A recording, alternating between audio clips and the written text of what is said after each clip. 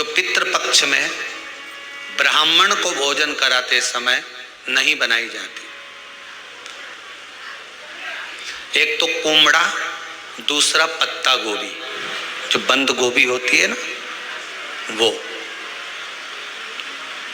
बंद गोभी जो होती है ना पत्ता पत्ता वाली, उसकी भी सब्जी पितरों के ब्राह्मण अगर भोजन करता है तो उसमें नहीं बनाई जाती। एक कुमड़ा, ये जो पेठा बनता है ना कुमड़ा का, ये भी श्राद्ध पक्ष में नहीं खिलाया जाता। महाराज बुरा कोला पेड़ा बोलते, क्या बोलते हैं उसको,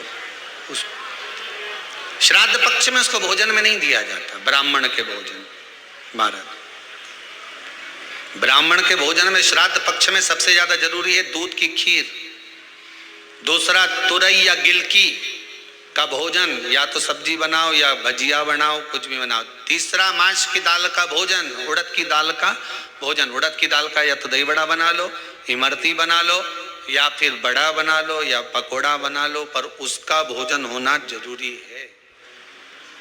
3 भाग, दूध का भोजन आहूतों के हिस्से में चले जाता है, गिलकी और तुरई का भोजन पितरों के हिस्से में चले जाता है, मांस की दाल का भोजन, उड़द की दाल का भोजन प्रेतों के हिस्से में चले जाता है। इसलिए ये 3 भाग का भोजन ब्राह्मण जब श्राद्ध पक्ष का भोजन करे तो उसमें बनाना जरूरी है।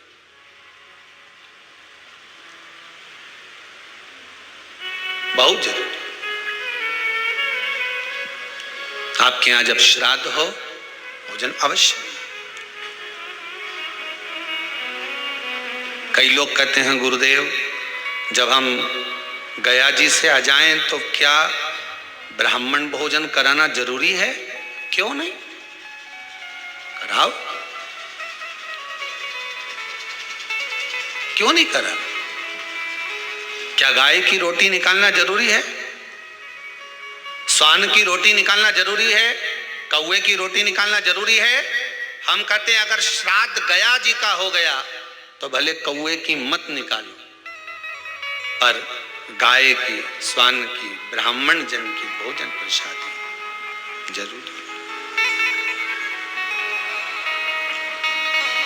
देखिए कहीं कर्जा मात्रा बढ़ गई है, ये पितृदोष के लक्षण है कुछ। इसमें आपके घर में जो भी रुद्राक्ष पड़ा हो, जो भी रुद्राक्ष रखा हो, क्योंकि संभाल के तो आप रखते नहीं, पटक देते हो यहां में, जो भी रुद्राक्ष आपके घर में रखा हुआ, एक पानी के पात्र में उस रुद्राक्ष को डाल दीजिए, उसमें 1 चावल का दाना डाल दीजिए। महाराज परिंदा जहां होता है, मटका, हंडा या रसोई घर में आपका जो पानी भरने का स्थान होता है, जिसको आरो वारो, उस कलश को रख दीजिए, ऊपर से उसको ढक दीजिए। शाम के समय, सुबह रखा 10 बजे से 12 बजे के बीच में, शाम के समय प्रदोष काल में भगवान शंकर का नाम स्मरण कर कर, ओम नमः शिवाय बोलकर, श्री शिवाय नमस्तुभ्यम बोलकर, या महामृत्युंजय मंत्र का स्मरण कर कर, या गायत्री मंत्र का स्मरण कर कर, जो मंत्र आपकी बुद्धि में, विवेक में समाहित हो, उस मंत्र का नाम लेकर राम कृष्ण हरि जो बोल सकते हो, एक घी का दिया अवश्य प्रज्वलित करें। लंबी बाती का, कौन सी बाती का? फूल बत्ती का नहीं, गोल बत्ती का नहीं, लंबी बाती का। बत्ती का मुख दक्षिण की ओर, कहां पर होना चाहिए? दक्षिण की ओर, ना पूरब, ना पश्चिम, ना उत्तर। बत्ती का मुख कहां हो? दक्षिण की ओर। जैसे श्राद्ध पक्ष में ब्राह्मण को जब भोजन कराते हैं तो ब्राह्मण का मुख श्राद्ध पक्ष के भोजन कराते समय अगर पूरब, पश्चिम और उत्तर का होता है तो श्राद्ध के भोजन का फल नहीं मिलता।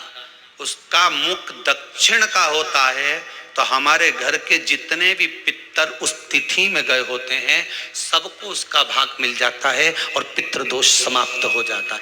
इसलिए ब्राह्मण का मुख श्राद्ध पक्ष में भोजन कराते समय दक्षिण का होना चाहिए।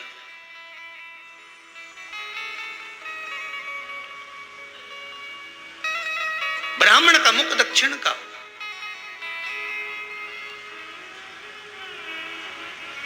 यहां तक शास्त्र कहता है महाराज, अगर गौ माता को श्राद्ध पक्ष में अगर भोजन दे रहे हो तो गाय का मुख अगर दक्षिण का है, गाय का, आपका मुख भले उत्तर का हो, गाय का मुख दक्षिण का हो, आपका मुख भले पूरा पश्चिम नहीं का, गाय का मुख अगर दक्षिण में, अगर आपने दक्षिण में गाय को खड़ी कर रखा है और दक्षिण में उसका मुख और आप भोजन दे रहे हो तो शास्त्र कहता है कि किसी पिंड की जरूरत नहीं पड़ती, गाय स्वतः कल्याण कर देती है, गौ माता स्वतः कल्याण कर,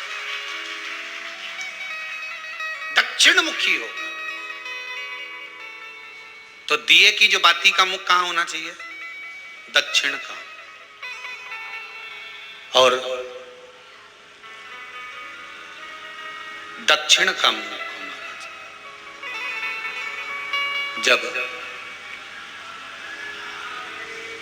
जब दक्षिण का मुख हो, दक्षिण की ओर बाती हो महाराज, तब दक्षिण की बाती जलाने के बाद में भगवान से वहीं पर प्रार्थना करें। जो कलश रखा है उसके ऊपर जो प्लेट रखी है, ढाका गया है, वहां अपना सीधा हाथ रखें और अपने पूर्वजों का, अपने पितरों का स्मरण करें कि मेरे धन को लेकर कोई चले गया, मेरा व्यापार ऐसा चल रहा है, मेरा घर में बच्चों का विवाह नहीं हो रहा, या घर में इतनी अशांति है, या तकलीफ है, या कष्ट है, ये सब का स्मरण कर कर उस कलश को रात्रि भर रखे रहने दें। सुबह स्नान आदि करने के बाद फिर एक घी का दिया दक्षिण की ओर लगाकर सुबह 10 बजे से 12 बजे के बीच में उस जल को शिव जी को समर्पित कर कर जाएं और वो रुद्राक्ष लेकर वापिस सजाएं। महाराज वापिस सजाइए, उस रुद्राक्ष को अपने घर में रख दीजिए। वर्ष भर वो रुद्राक्ष कभी किसी जगह खड्डे में नहीं जाने देगा, वो उन्नति की ओर ही बढ़ाएगा।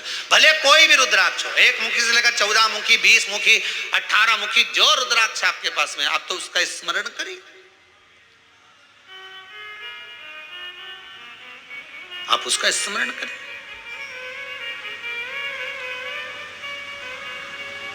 रुद्राक्ष का जल शिव को समर्पित करें। पितरों के जितने भी द्वार हैं, पितरों के जितने भी दरवाजे हैं, पितृलोक में जितने भी पितृ विराजमान होते हैं महाराज, ये सब शंकर के ऊपर चढ़े हुए जल का भाग ग्रहण करते हैं, शिव के ऊपर चढ़ा।